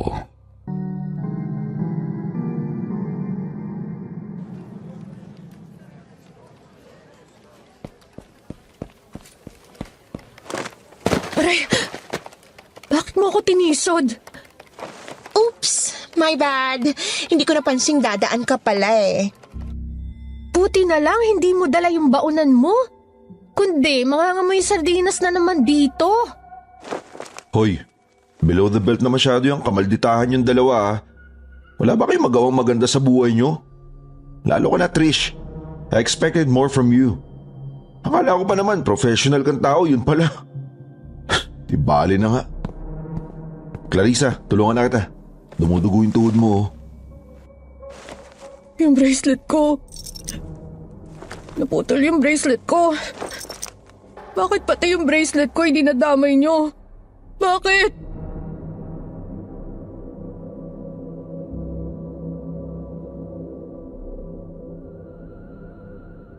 Medyo nagulat kami ni Antoinette sa naging outburst noon ni Clarissa, Sir Jupiter. Lalo na nang bigla siyang dumiretso sa office ni Mrs. Aguilar at paglabas niya ay umiiyak siya at dala-dala niya na yung mga gamit niya. Kinabukasan po noon, hindi na pumasok si Clarissa at sinabi mismo sa amin ni Mrs. Aguilar ang dahilan kung bakit.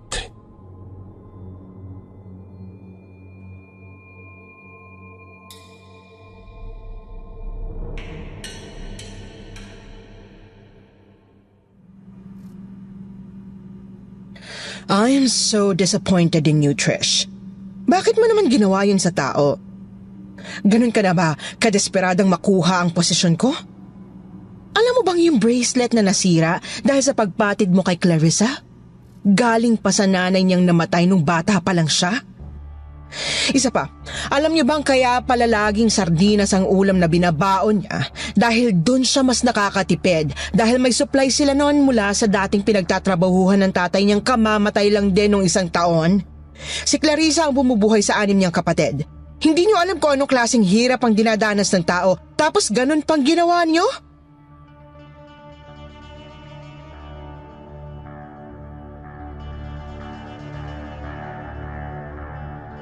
Aaminin ko, Sir Jupiter, nakaramdam po talaga ako ng matinding guilt nang malaman ko ang lahat ng yun kay Mrs. Aguilar. Pero huli na ang lahat para magsisi pa ako. Isa pa, medyo nadala rin ako nang sabihin sa akin ni Antoinette na ito na raw ang pagkakataon kong bawiin ang nasira kong performance at dahil doon ay nabulag na naman ako sa sarili kong kasakiman. Mabilis pong lumipas ang isang linggo at sa isang iglap ay parang bumalik agad sa dati ang buhay ko sa trabaho. Yun nga lang, ngayon ay mas inis sa akin ang iba naming workmates, lalong-lalo na si Migo, na naging ka-close kasi talaga ni Clarissa. Ang buong akala ko naman po noon ay ayos na talaga ang lahat. Hanggang isang umaga,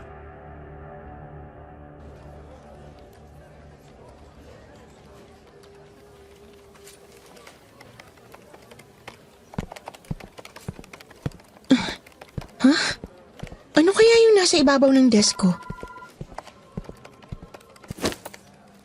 Flowers and chocolates. Kanino naman kaya to galing? Hi, Trish! Ay, wow! Flower bouquet at chocolates. Kanino galing? Ewan ko, nakita ko lang yan dito sa ibabaw ng desk ko eh. Uy! Di kaya may secret admirer ka? Haba ng hair, ah! Sana all! Ganda ko kasi eh. Ganda ka dyan. Eh bakit Black Rose ang binigay sa'yo, Aber? Alam mo ba ang meaning ng Black Rose ay hatred, despair, at death? Feeling nito? Che! Ingit ka lang eh. Wala ka kasing flower. Favorite color kasi ni Trish ang black, no? Eh, pato masyado. Hayaan mo na nga yan, Net. Masisira lang ang mood natin kung papatulan mo yan. Sa bagay. Mukha pa namang masarap yung chocolates na yan. Mukhang imported eh. Tikman mo nga, Trish. Sige. Uy, grabe ang sarap nga. Ay, sa wakas, after how many years, mukhang magkaka-boyfriend na ulit ako.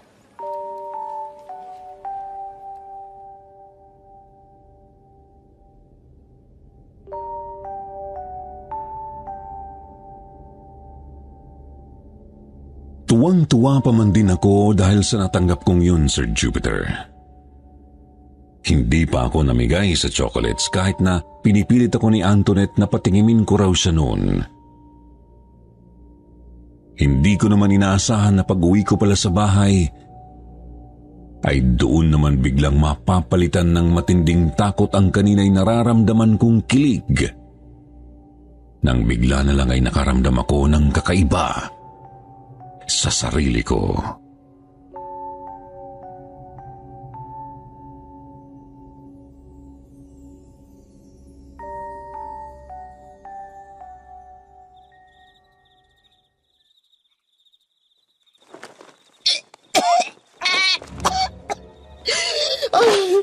Oh my gosh! Ano ba nangyayari sa akin? Kanina pa ako suka ng suka. Kalma ka lang, Trish. Kalma ka lang. Makapaghilamos nga muna. Teka, ano ba itong nakakapakong something na palibot sa labi ko? Ang kati! Nasaan na ba yung salamin?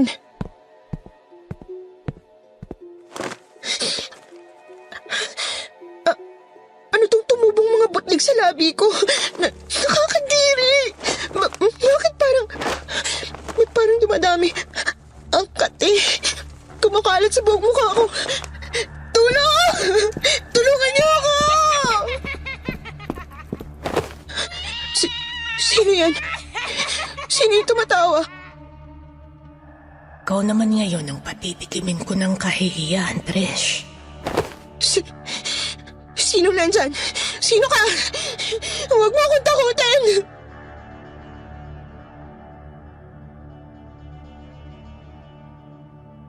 Mag-isa lang ako noon sa apartment na inuupahan ko, Sir Jupiter, kaya halos mabaliw ako nang makarinig ako ng mga nakakatakot na bulong at hagikik mula sa isang babae. Matinding kilabot ang bumalat noon sa buo kong katawan pero hindi ko pumagawang tumakbo palabas dahil sa hindi ko malamang dahilan. Hanggang sa pagharap ko sa salamin, halos manlaki po ang mata ko nang makita kong may isang imahen ng babaeng natatakpan ng mahabang buhok ang mukha ang nakatayo sa likuran ko.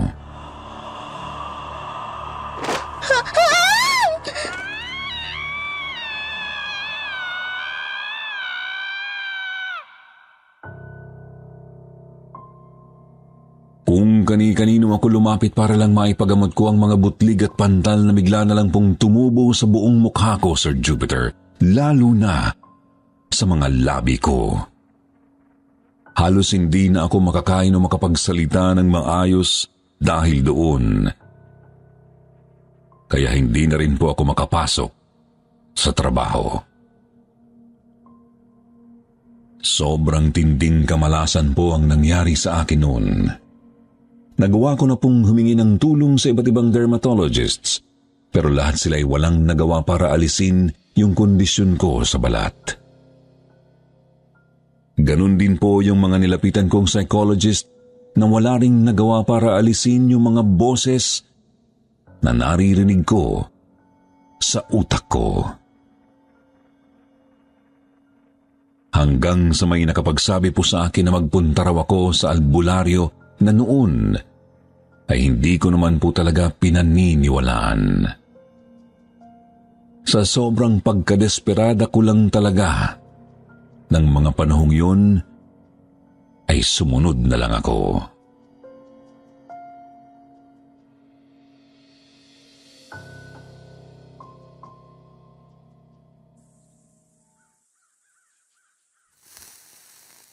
Kinukulam ka, Iha.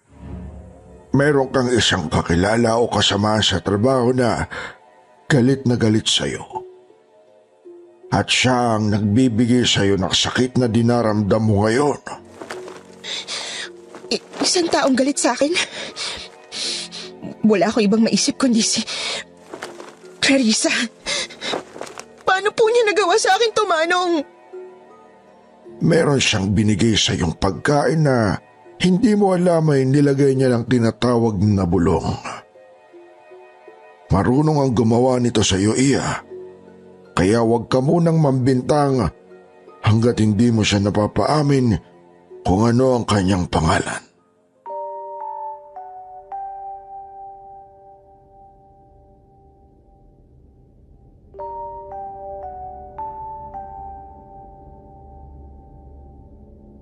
Mahigpit po ang bilin na iyon sa akin ng albularyo, Sir Jupiter, na sinubukan ko rin namang sundin. Pero makalipas lang ang ilang araw, ay hindi ko rin nagawang pigilan ang pagragasa ng galit ko nang bigla na lang akong tawagan ni Antoinette para ihatid sa akin ang isang balita.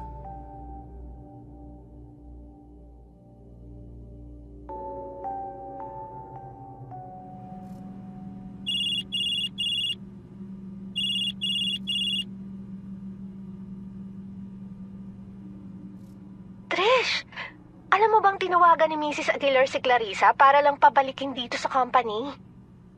At heto pa, pagbalik niya rito kanina, ina-announce na ni Mrs. Aguilar ang retirement niya. At sinabing si Clarissa na ang bagong manager natin at hindi na ikaw. Nag-resign na nga rin ako eh. Immediate resignation ang ipinasa ko. Ayoko na rito.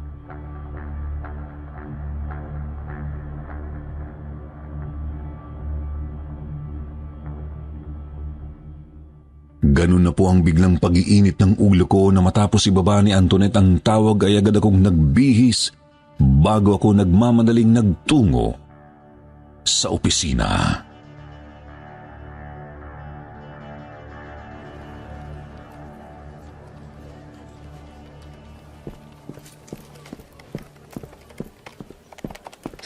Walang hiya kang babae ka!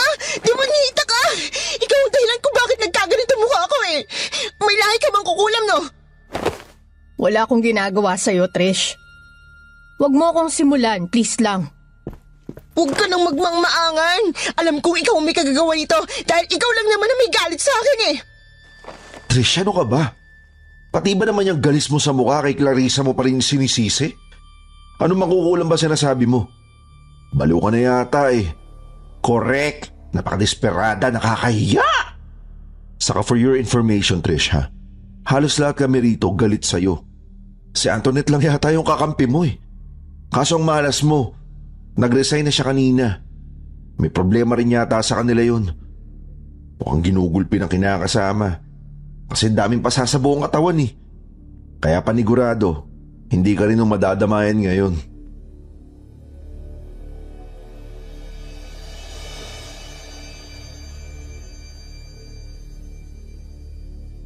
Matinding kahihiyan ang inabot ko ng araw na yun nang bigla akong pagtawanan ng mga kasamahan ko sa trabaho. Sa mga sandali pong yun, Sir Jupiter, parang bigla na lang nanumbalik sa alaala ko yung mga panahong kami ang gumagawa nun kay Clarissa. Noon ko lang po na-realize na sobrang sakit pala. Hindi lang pala siya isang bagay na madali mo lang makakalimutan. Dahil hanggang hating gabi ay iniiyakan ko yun. Halo-halo na rin kasi ang nararamdaman ko. Guilt, pagsisisi, galit, lungkot. Kaya lahat ng yun ay iniiyak ko na lang.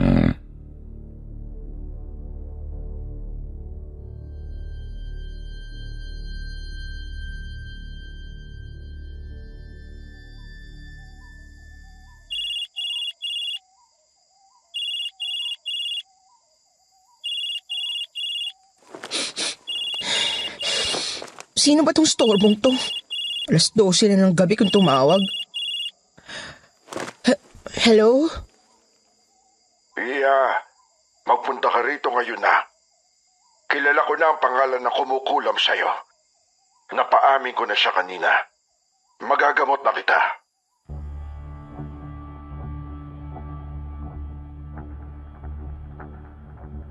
Bigla pong dumagundong ang dibdib ko noon, Sir Jupiter. Atat na akong makumpirmang si Clarissa nga ang may kagagawa nito sa akin. Pero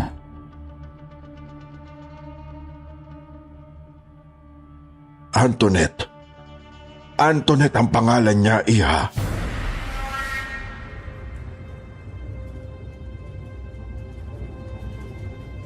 biglang nalaglag ang pangako sa narinig na pangalang binanggit ng albularyong si Mang Ruben.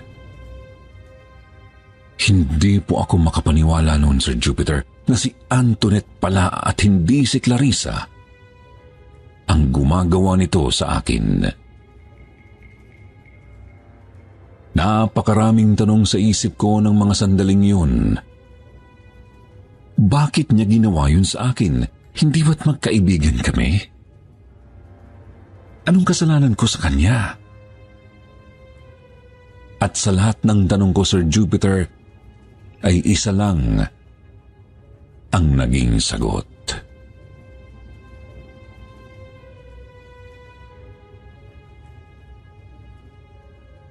Inggit, iha. Yun ang sinabing dahilan sa akin ng mangkukulam na si Antoinette nang makausap ko siya. Matagal ka na raw niyang kinaiinisan pero pinili niyang maging malapit sa iyo para mabantayan niya ang bawat kilos mo hanggang sa makakuha siya ng magandang tiyempo.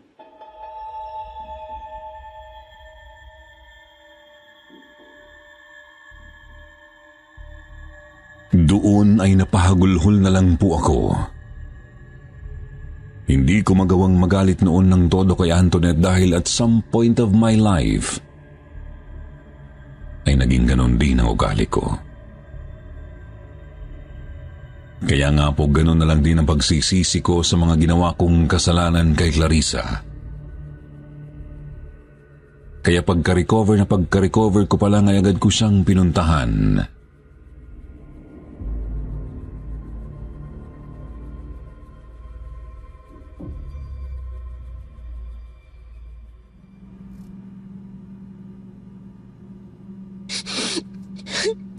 Sorry, Clarissa. Sana mapatawad mo ako sa lahat ng ginawa ko sa'yo.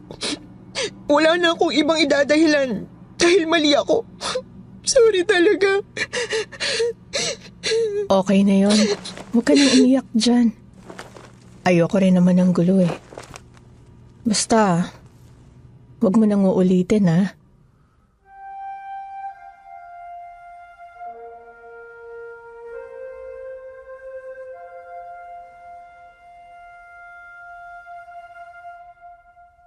Hindi ko alam kung paano nagawa ni Clarissa.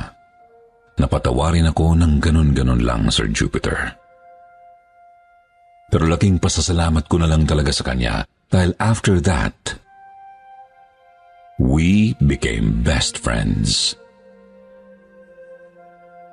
Hindi ko po akalaing si Clarissa pa ang magpaparamdam sa akin ng feeling kung paano pahalagahan ng totoong kaibigan. Yung pagkakaibigan na walang itinatagong inggit o masamang damdamin para sa isa't isa. Yung pagkakaibigang hindi man perpekto, pero totoo. Hanggang ngayon nga po ay friends pa rin kami kahit na may asawa at anak na ako. Habang siya naman ay engaged na sa boyfriend niyang si Migo. I call her Riz now, short for Clarissa. Para kako mas sosyal pakinggan. Anyway, tungkol naman po kay Antoinette. Wala na po akong balita sa kanya after kong malaman ang ginawa niya sa akin. Hindi ko rin naman po ginusto pang gumanti dahil wala naman akong mapapala doon. Hiling ko lang po sana tulad ko ay natuto na rin siya ng leksyon.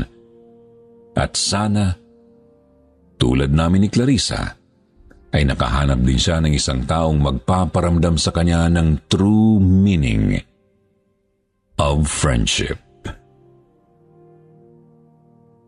Maraming salamat po sa lahat ng nagtiyagang makinig sa kwento kong ito. Hanggang dito na lang po muna. More power po sa inyo.